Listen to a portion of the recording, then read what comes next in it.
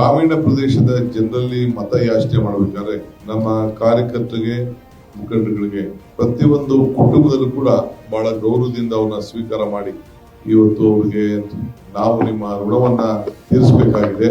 ನಿಮ್ಮ 5 ಗ್ಯಾರಂಟಿಗಳ ನಮ್ಮ ಬದುಕಿನಲ್ಲಿ ಬದಲಾವಣೆ ತಂದಿದೆ. ನಾವು ಖಂಡಿತ ನಿಮ್ಮ ಜೊತೆಯಲ್ಲಿ ಕೂತ್ಕೊಳ್ತೇವೆ ಅಂತ ಹೇಳಿ ನಮ್ಮ ನಾಯಕರುಗಳಿಗೆ ಬಹಳ ಆಹ್ವಾನ ಕೊಟ್ಟು, ಮಜ್ಜಿಗೆ ಕೊಟ್ಟು, ಕಾಫಿ ಕೊಟ್ಟು, ಟೀ ಕೊಟ್ಟು ಗೌರವದಿಂದ ಕಳಿಸ್ಕೊಟ್ಟದನ್ನ ನಮ್ಮೆಲ್ಲ ನಾಯಕರುಗಳು ಬಂದು ನಮ್ಮ ಹತ್ರ ತಿಳಿಸ್ತಾ ಇದ್ರು. ಇನ್ನ ಹೆಚ್ಚಿಗೆ ಆತ್ಮವಿಶ್ವಾಸವನ್ನ ಹೆಚ್ಚಿದ್ದಾರೆ. ಅವ್ರಿಗೆ ಮಾಡ್ತಾರಂತ ಕಾಮಗಾರಿ, ಅವ್ರು ಮಾಡ್ತಾರಂತ ಸೇವೆಯಲ್ಲಿ ಇನ್ನ ಹೆಚ್ಚಿಗೆ ಉತ್ಸಾಹದಿಂದ ಮಾಡ್ಲಿಕ್ಕೆ ಸಂದೇಶವನ್ನು ಕೊಟ್ಟಿದ್ದಾರೆ.